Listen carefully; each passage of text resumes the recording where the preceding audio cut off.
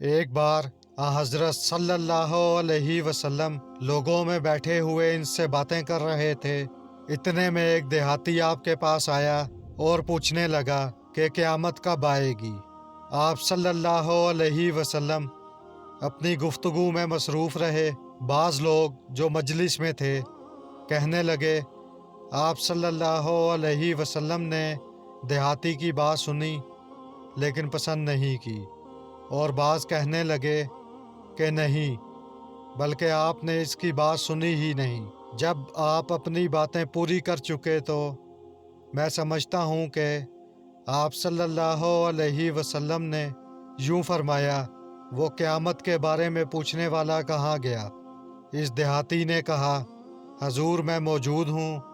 آپ نے فرمایا کہ جب امانت ایمانداری دنیا سے اٹھ جائے تو قیامت ہونے کا انتظار کر۔ اس نے کہا، ایمانداری اٹھنے کا کیا مطلب ہے؟ آپ صلی اللہ علیہ وسلم نے فرمایا کہ جب حکومت کے کاروبار نالائق لوگوں کو سونپ دیے جائیں تو قیامت کا انتظار کر۔ صحیح بخاری حدیث نمبر 59۔ ایک سفر میں جو ہم نے کیا تھا، حضرت صلی اللہ علیہ وسلم ہم سے پیچھے رہ گئے اور آپ صلی اللہ علیہ وسلم ہم سے اس وقت ملے جب عصر کی نماز کا وقت آن پہنچا تھا۔ ہم جلدی جلدی وضو کر رہے تھے، پس پاؤں کو خوب دھونے کے بدل ہم یوں ہی سا دھو رہے تھے۔ یہ حال دیکھ کر آپ صلی اللہ علیہ وسلم نے بلند آواز سے پکارا، دیکھو ایڑیوں کی خرابی دوزخ سے ہونے والی ہے۔ 2 یا 3 بار آپ صلی اللہ علیہ وسلم نے یوں ہی بلند آواز سے فرمایا۔ صحیح بخاری حدیث نمبر 60۔ آپ صلی اللہ علیہ وسلم نے فرمایا، درختوں میں ایک درخت ایسا ہے کہ اس کے پتے نہیں جھڑتے، اور مسلمان کی مثال اسی درخت کی سی ہے۔ بتاؤ وہ کون سا درخت ہے؟ یہ سن کر لوگوں کا خیال جنگل کے درختوں کی طرف دوڑا۔ عبداللہ رضی اللہ عنہ نے کہا، میرے دل میں آیا کہ وہ کھجور کا درخت ہے، مگر میں اپنی کم سنی کی شرم سے نہ بولا۔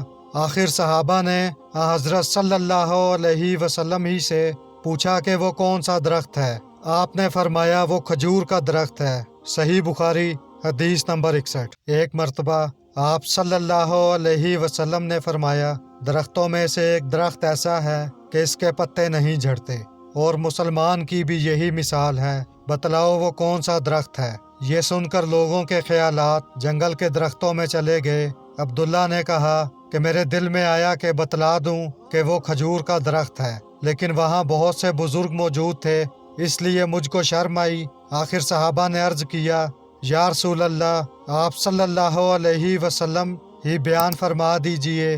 آپ صلی اللہ علیہ وسلم نے بتلایا کہ وہ کھجور کا درخت ہے۔ صحیح بخاری حدیث نمبر 62۔ حضور اکرم صلی اللہ علیہ وسلم ایک بار مسجد میں بیٹھے ہوئے تھے۔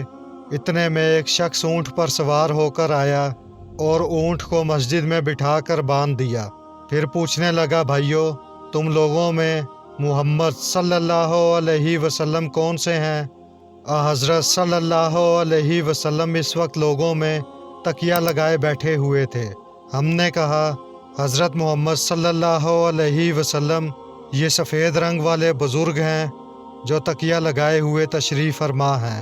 تب وہ آپ سے مخاطب ہوا کہ اے عبد المطلب کے فرزند، آپ صلی اللہ علیہ وسلم نے فرمایا، کہو میں آپ کی بات سن رہا ہوں۔ وہ بولا، میں آپ سے کچھ دینی باتیں دریافت کرنا چاہتا ہوں، اور ذرا سختی سے بھی پوچھوں گا تو آپ اپنے دل میں برا نہ مانیے گا۔ آپ صلی اللہ علیہ وسلم نے فرمایا، نہیں، جو تمہارا دل چاہے پوچھو۔ تب اس نے کہا، میں آپ کو آپ کے رب اور اگلے لوگوں کے رب تبارک تعالیٰ کی قسم دے کر پوچھتا ہوں، کیا آپ کو اللہ نے دنیا کے سب لوگوں کی طرف رسول بنا کر بھیجا ہے؟ آپ صلی اللہ علیہ وسلم نے فرمایا، ہاں یا میرے اللہ۔ پھر اس نے کہا، میں آپ کو اللہ کی قسم دیتا ہوں کہ اللہ نے آپ کو رات دن میں 5 نمازیں پڑھنے کا حکم فرمایا ہے۔ آپ صلی اللہ علیہ وسلم نے فرمایا، ہاں یا میرے اللہ۔ پھر کہنے لگا، میں آپ کو اللہ کی قسم دے کر پوچھتا ہوں کہ کیا اللہ نے آپ کو یہ حکم دیا ہے کہ سال بھر میں اس مہینہ رمضان کے روزے رکھو؟ آپ صلی اللہ علیہ وسلم نے فرمایا ہاں یا میرے اللہ۔ پھر کہنے لگا میں آپ کو اللہ کی قسم دے کر پوچھتا ہوں کہ کیا اللہ نے آپ کو یہ حکم دیا ہے کہ آپ ہم میں سے جو مالدار لوگ ہیں ان سے زکوٰۃ وصول کر کے ہمارے محتاجوں میں بانٹ دیا کریں؟ حضرت صلی اللہ علیہ وسلم نے فرمایا ہاں یا میرے اللہ۔ تب وہ شخص کہنے لگا جو حکم آپ اللہ کے پاس سے لائے ہیں میں ان پر ایمان لایا اور میں اپنی قوم کے لوگوں کا جو یہاں نہیں آئے ہیں بھیجا ہوا تحقیق حال کے لیے آیا ہوں۔ صحیح بخاری حدیث نمبر 63۔ رسول اللہ صلی اللہ علیہ وسلم نے ایک شخص کو اپنا ایک خط دے کر بھیجا اور اسے یہ حکم دیا کہ اسے حاکم بحرین کے پاس لے جائے۔ بحرین کے حاکم نے وہ خط کسریٰ شاہ ایران کے پاس بھیج دیا۔ جس وقت اس نے وہ خط پڑھا تو چاک کر ڈالا۔ راوی کہتے ہیں اور میرا یہ خیال ہے کہ ابن مسیب نے اس کے بعد مجھ سے کہا کہ اس واقعہ کو سن کر رسول اللہ صلی اللہ علیہ وسلم نے اہل ایران کے لیے بد دعا کی کہ وہ بھی چاک شدہ خط کی طرح ٹکڑے ٹکڑے ہو جائیں۔ صحیح بخاری حدیث نمبر 64۔ رسول اللہ صلی اللہ علیہ وسلم نے کسی بادشاہ کے نام دعوت اسلام دینے کے لیے ایک خط لکھا یا لکھنے کا ارادہ کیا تو آپ صلی اللہ علیہ وسلم سے کہا گیا کہ وہ بغیر مہر کے خط نہیں پڑھتے، یعنی بے مہر کے خط کو مستند نہیں سمجھتے۔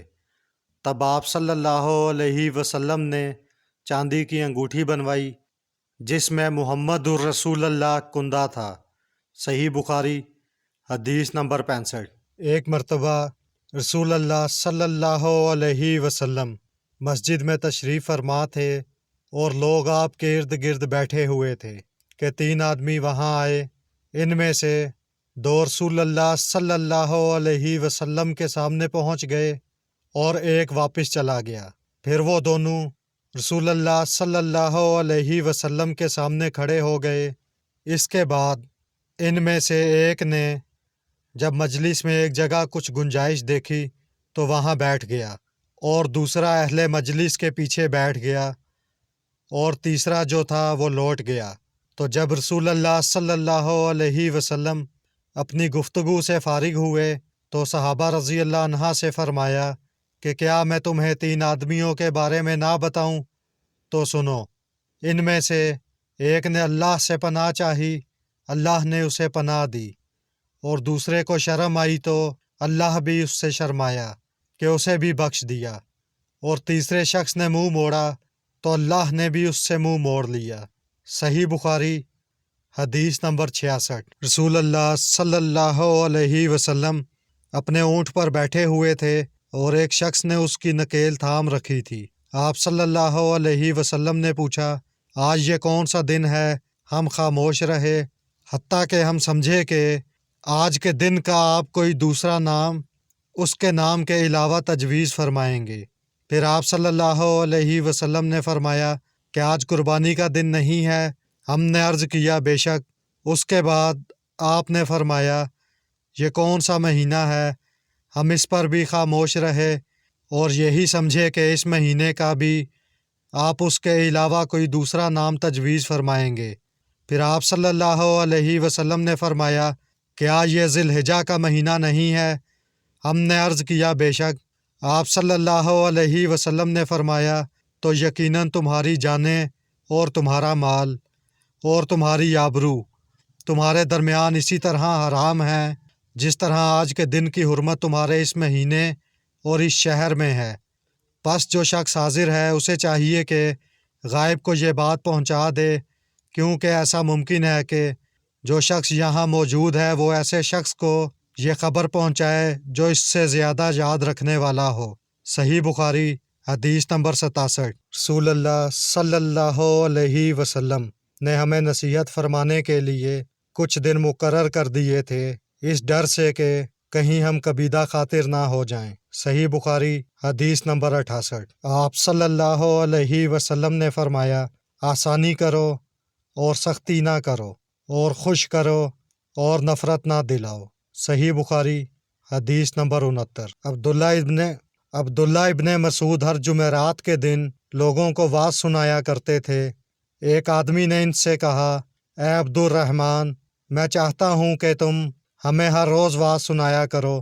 انہوں نے فرمایا، تو سن لو کہ مجھے اس امر سے کوئی چیز مانے ہے تو یہ کہ میں یہ بات پسند نہیں کرتا کہ کہیں تم تنگ نہ ہو جاؤ، اور میں واعظ میں تمہاری فرصت کا وقت تلاش کیا کرتا ہوں، جیسا کہ رسول اللہ صلی اللہ علیہ وسلم اس خیال سے کہ ہم کبیدہ خاطر نہ ہو جائیں واعظ کے لیے ہمارے اوقات فرصت کا خیال رکھتے تھے۔ صحیح بخاری حدیث نمبر 70۔